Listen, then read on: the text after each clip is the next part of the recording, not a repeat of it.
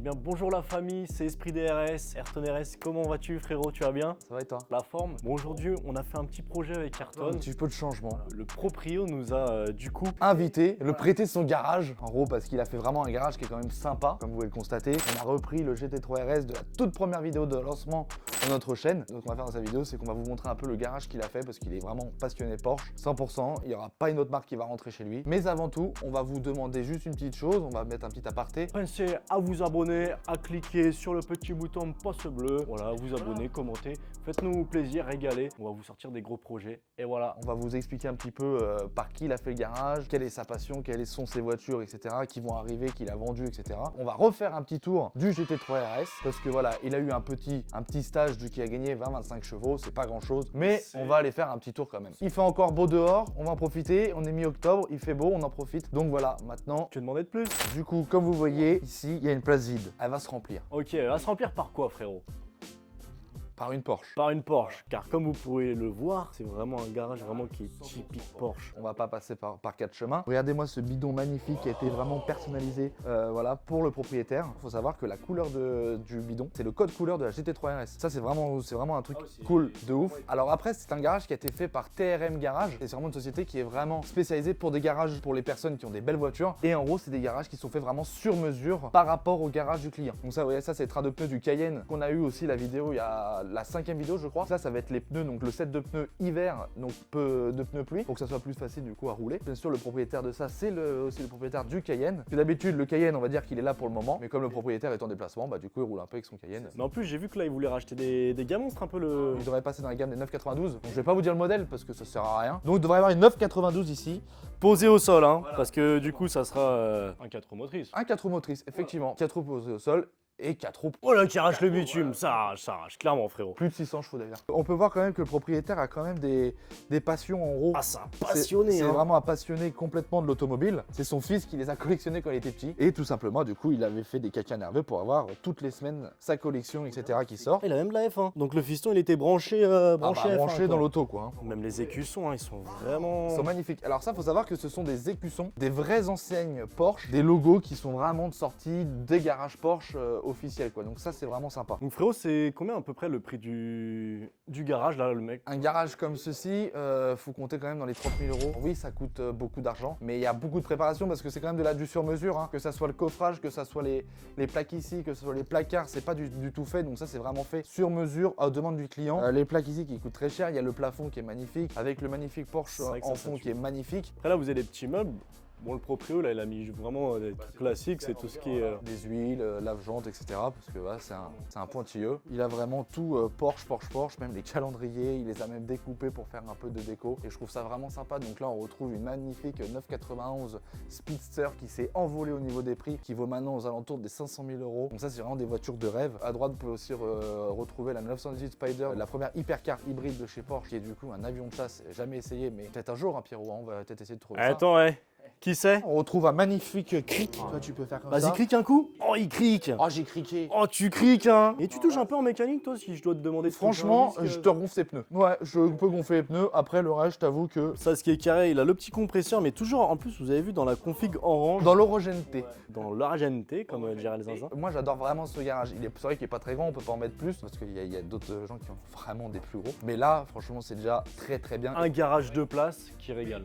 Pierrot, petite information à venir aussi. Semaine prochaine, on va faire une nouvelle véhicule. Un nouveau véhicule, voilà. Dans toute la vidéo, on va vous mettre des petits indices de ce que ça va être et on aimerait bien que vous nous trouviez qu'est-ce que ça va être. Donc ça sera une Porsche, comme ça moi voilà. On n'a jamais fait ce modèle, c'est une pistarde de ouf. C'est vraiment fait pour circuit. Vous voyez, ça c'est des pilotes Sport Cup 2, d'accord? Donc c'est des semi-slick. Sur ce véhicule-là, on retrouvera aussi des pilotes Sport Cup 2, semi-slick aussi. Et on va retrouver les mêmes sièges que la GT3 RS. Les mêmes sièges, hein. Les mêmes sièges, à part qu'il n'y aura pas écrit GT3 RS, bien sûr. À vous de nous dire qu'est-ce que ça peut être. À la semaine prochaine pour la réponse. Ou vous pouvez mettre dans les commentaires, tout simplement. Tout, voilà, exactement. Bah alors, ma cocotte.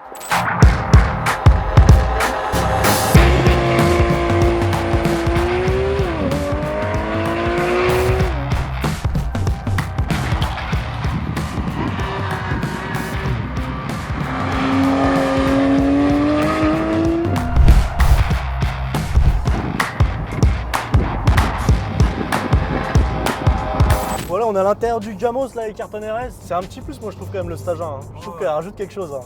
Ah, il faut... Heureusement d'ailleurs. Parce qu'à l'origine, ça sort combien? C'est 500... 500. 500 tout court. Et là, on est passé à 525 en gros, comme la nouvelle maintenant. T'as l'impression que t'es avec la nouvelle, mais pas sur circuit. Voilà, c'est ça. Nous, on va faire...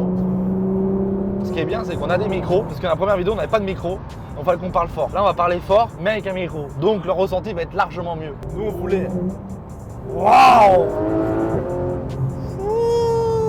Tonton! Ah, c'est vraiment une voiture de ouf. Donnez-nous votre top 3 de toutes les vidéos qu'on a fait aux gens qui les ont regardées, bien sûr. Les gens qui viennent de regarder qu'une, etc. Bah, allez voir les autres, etc. Ça fait toujours plaisir. Et puis voilà, donnez-nous votre top 3 des voitures que vous aurez aimé, vous, avoir. Voilà, de 1 à 3, tout simplement. On va commencer par Ayrton. Toi, du coup, c'est quoi tes 3 Gamos que t'as le plus kiffé? En vrai, top 1, celle-là. Après, j'ai vraiment aimé le Tipper par rapport à son efficacité. Surtout, tu vois, pour une citadine, on va dire. Ah, attends, il a pris le Tipper.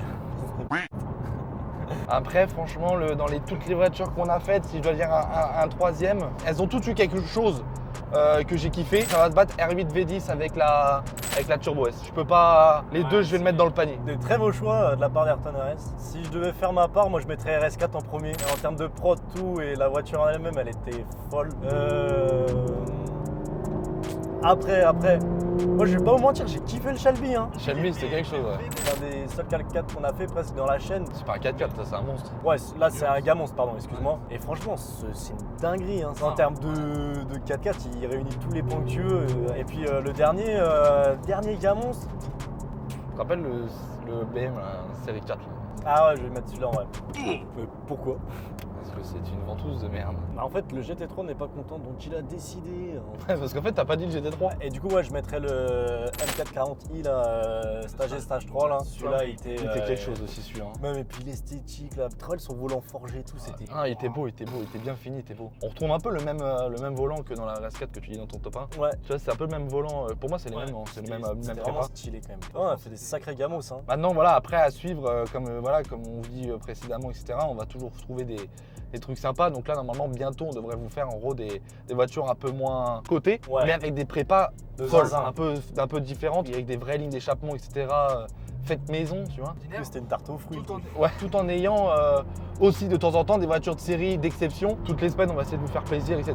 Mais surtout, c'est grâce à vous et surtout. Tu vois la cloche là, Voilà.